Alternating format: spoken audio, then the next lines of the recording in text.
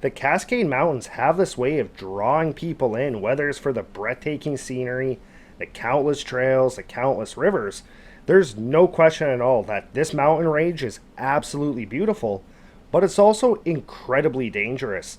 And for the couple in today's story, they found out the hard way that these mountains are not just beautiful and dangerous, but that they also hold a dark secret. But before we get into that encounter, if you found an encounter or know a story you'd like to have shared here on the show, please email me at the link below. If you like today's story, gently slap that like button. And if you haven't done so already, especially if you're a return viewer, hit that subscribe button. While you're at it, smash that notification bell. As well, you can check out our podcast. There'll be a link in the description below for that. Now, let's get into today's encounter.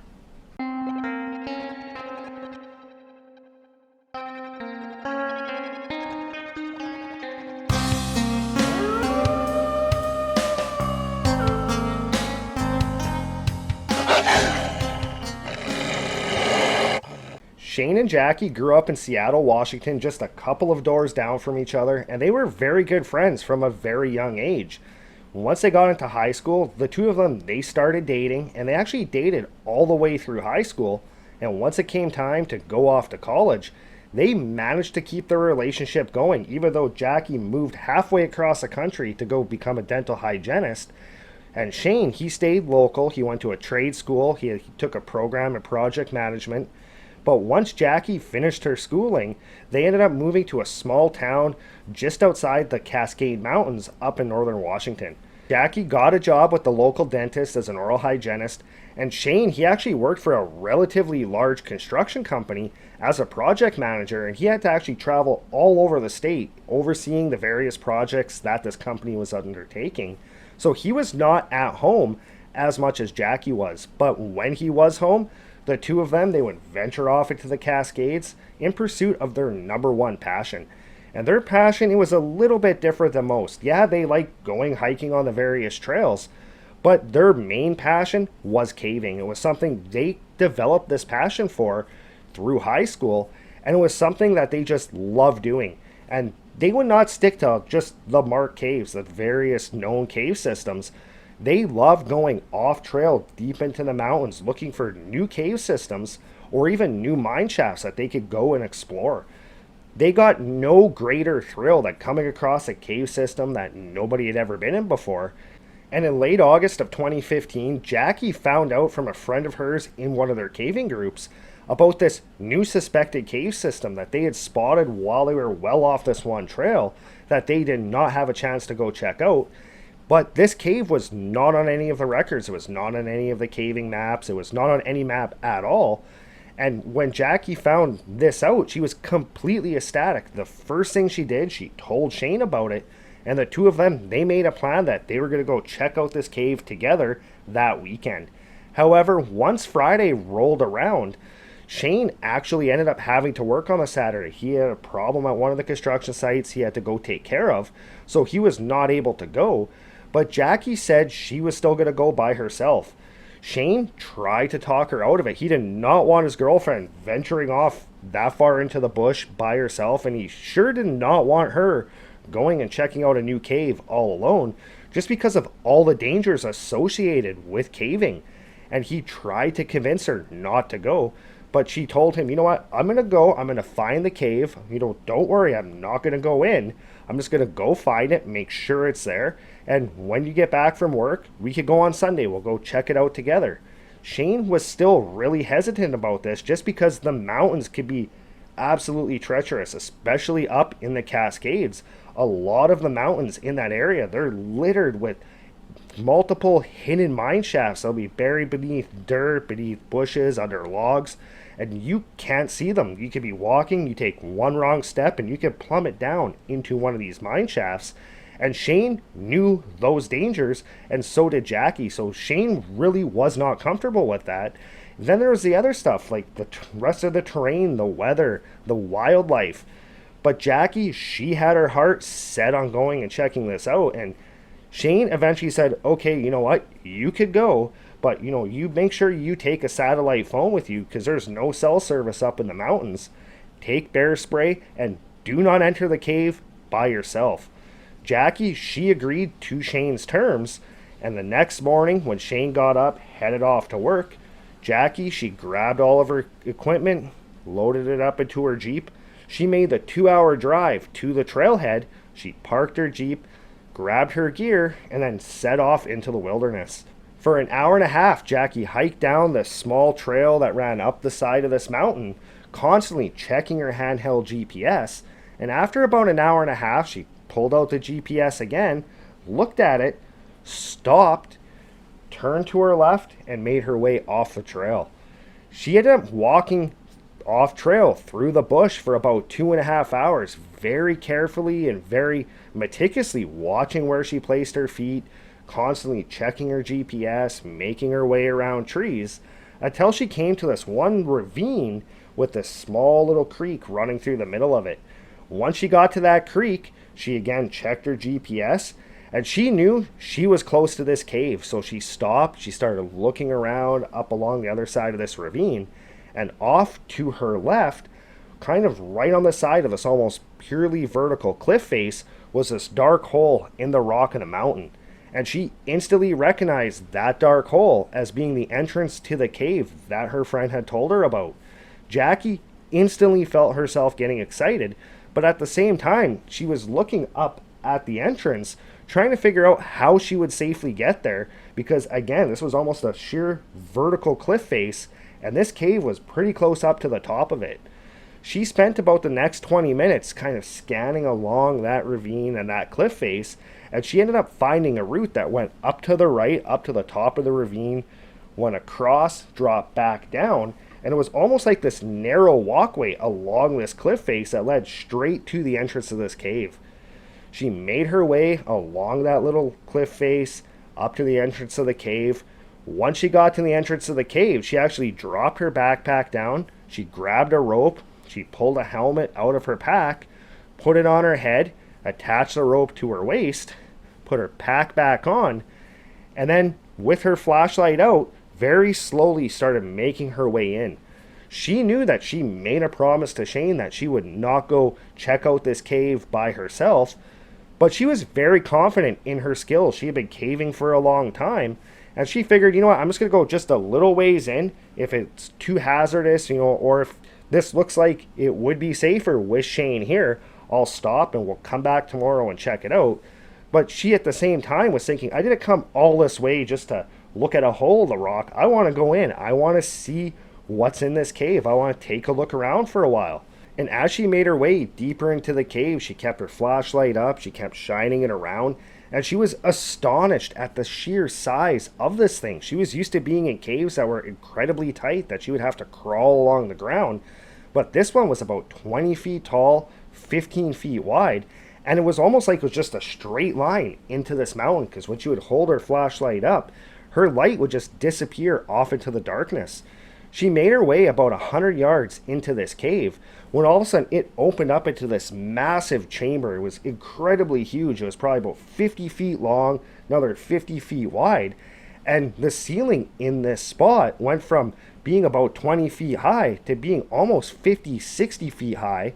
And right on the side of it, she could actually see sunlight through was almost like this natural chimney in the cave roof that ran up the side of this mountain and out somewhere on the side of it, and the sunlight was coming down, illuminating this one spot on the floor of this cave. And she was just absolutely breathtaking by the sheer size and just the view inside of this chamber.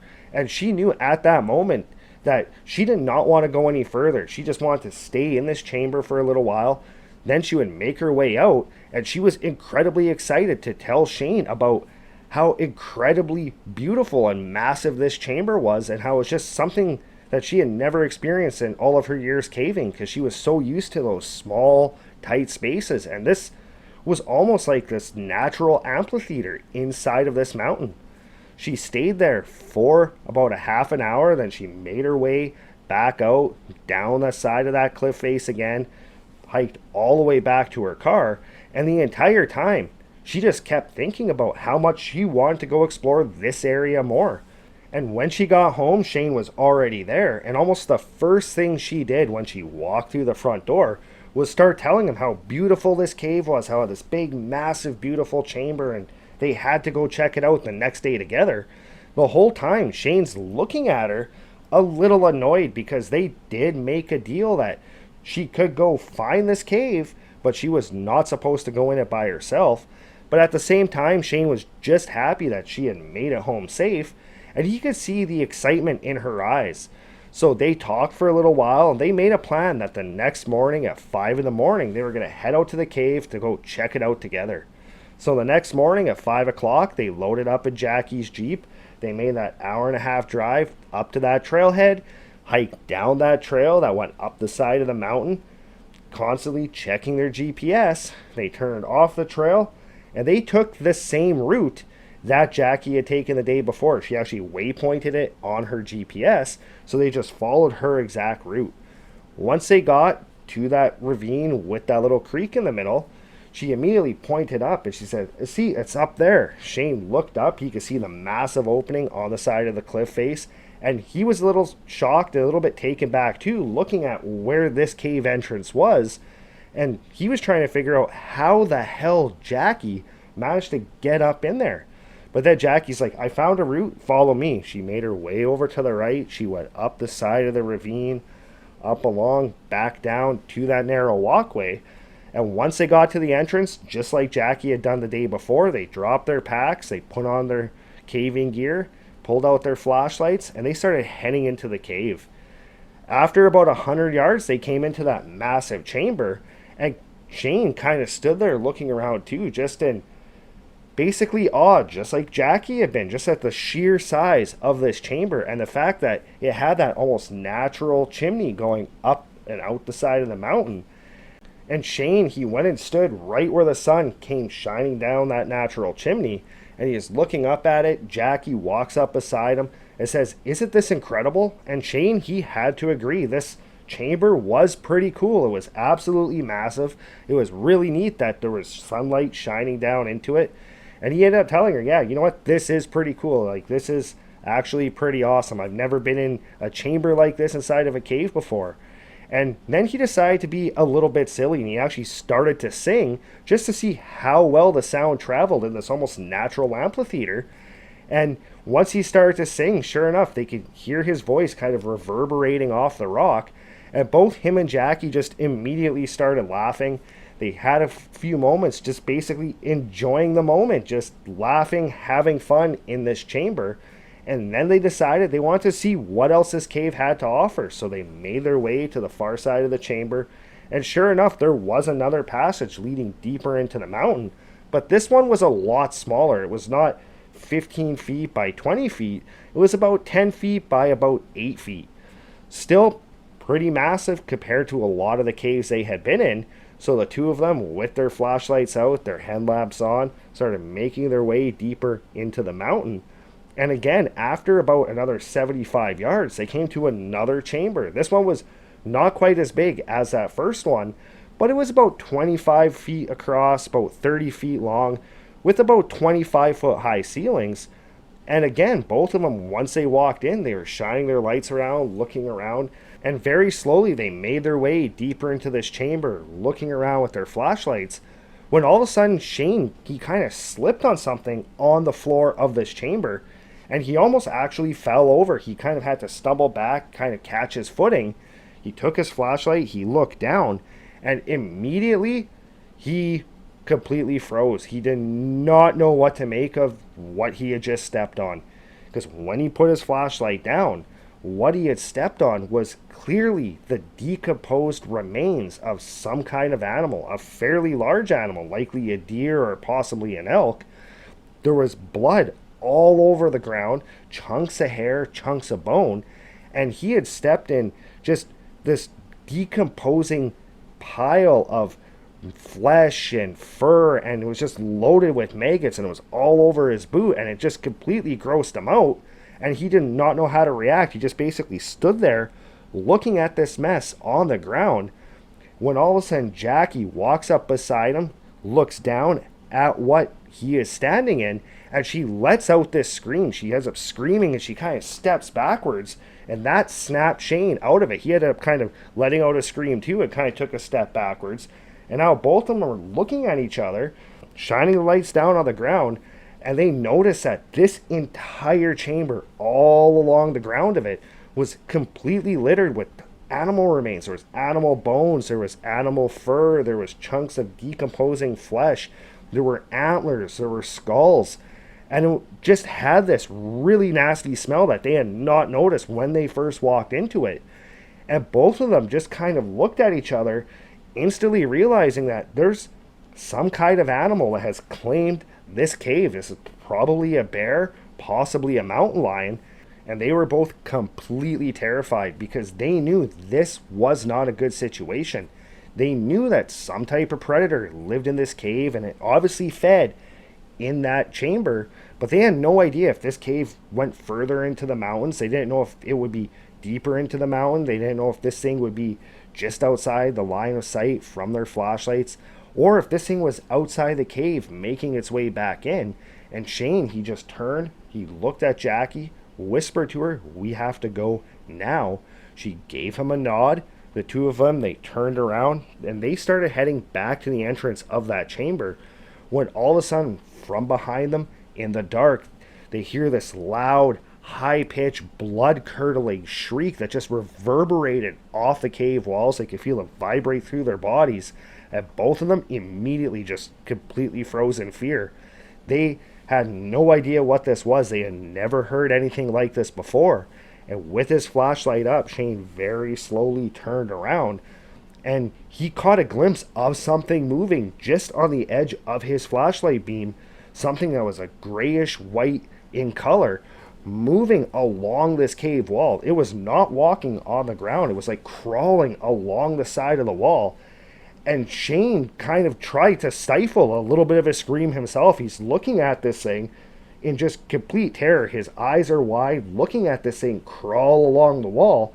And very slowly it started to get closer into his flashlight beam, when all of a sudden he noticed that this thing crawling on the wall, it had a humanoid appearance to it. It had a noticeable head, it had 2 arms, it had 2 legs, but it was completely almost emaciated looking. It had this whitish gray skin, and it had these large claws on its hands as well as on its feet, and it was crawling along the wall with ease, as if somebody was just crawling on the ground. And he could not break his look at this thing with his flashlight, when all of a sudden Jackie turned around and she catches a glimpse of this thing as well. And she ended up just letting out a scream, just in sheer terror. As soon as she did that, this thing turned its head, looked directly at them, and that's when Shane got a real good look at this thing's face. It had these dark, sunken-in eyes. It did not have a noticeable nose, but it had a fairly large mouth, and its mouth looked like it was lined with razor-sharp teeth. At this point, seeing this thing's face, the terror level of seeing this thing just basically shook him from the trance that he was in. He turned, he grabbed onto Jackie's arm, yelled, "Run!" And the two of them, they started running back towards that first massive chamber. As they were running, they could hear this thing that they saw crawling on the wall screaming again, and they could actually hear it scrabbling along the side of the wall of this cave. And the entire time, neither one of them wanted to look back. They just sprinted with everything they had. They got into that main chamber, they ran across it, and when this thing got into that chamber as well, when it let out another one of these screams, it was almost ear-shattering. It almost pierced their eardrums. It was so incredibly loud that while they were running, they had to cover their ears just because how loud this was. Just like when Shane had started to sing inside that chamber earlier, the sound just carried through it. And it was so loud that even though Shane and Jackie were screaming at each other to run faster, neither one of them could hear it over the sound of this thing scream. And just because this was so loud and the amount of fear that it generated in them, it shot their adrenaline up even higher. And they found that they were actually able to run just a little bit quicker. And these two, they ran with everything they had towards the entrance to that cave. Once they got to the entrance, this thing was only about 50 feet behind them. So once they got outside, they immediately turned to the left. They started running down that narrow walkway, and Shane turned around and he actually saw this thing come out of the front of this cave. And almost immediately, once the sunlight hit this thing's skin, this thing started withering in pain. It dropped on the ground, started rolling around. Then it pulled itself back into the darkness. And almost immediately, it let out another one of those shrieks. But this one was a little bit different. It was almost like a shriek of pain and a shriek of frustration. And almost the entire time that Shane and Jackie were running along that narrow walkway, up that ridge, down into that little ravine, this thing continued letting out that same scream. They could hear this thing screaming pretty much until they almost made it back to that trail. Just the way that the sound carried through the forest. And the entire time, both of them, they just ran with everything they had. Once they got to the trail, they kind of started to slow down a little bit. They were completely exhausted. They could no longer hear this thing screaming. And they ended up walking at a very brisk pace all the way back to their Jeep. When they got back home, they talked about what this thing could be, and they had no idea what it could be at all. But Jackie knew that her friend had told her about this cave, and her friend was looking forward to checking this cave out too. So they tried to think of how they could tell her friend not to go to this cave, that this cave was dangerous. And they decided they would just tell her the truth. So they ended up calling her up. They told her the story. And her friend did not really believe them. But her friend believed enough of it that something had happened in that cave, that they encountered some kind of an animal. And her friend promised her that she would not go check this cave system out. Over the next couple of years, both Shane and Katie, they lost their love of caving. They actually avoided going caving altogether. They almost developed this like fear of the dark. And they, to this day, they have no idea what this was that they encountered. Well, that's it for today's encounter. Let me know your thoughts in the comments. What do you think this was that they encountered? Do you think it was some type of rake, some type of wendigo, some kind of demonic entity, something else altogether? I'd really like to know your thoughts. As well, how would you have dealt with that situation if you were out at a cave and you encountered a creature like this? What would you do to get yourself out of it? But as always, thanks for joining us. If you haven't done so already, hit that subscribe button. While you're at it, smash that notification bell. Don't forget to check out the podcast. There'll be a link in the description below. And I'll see you next time.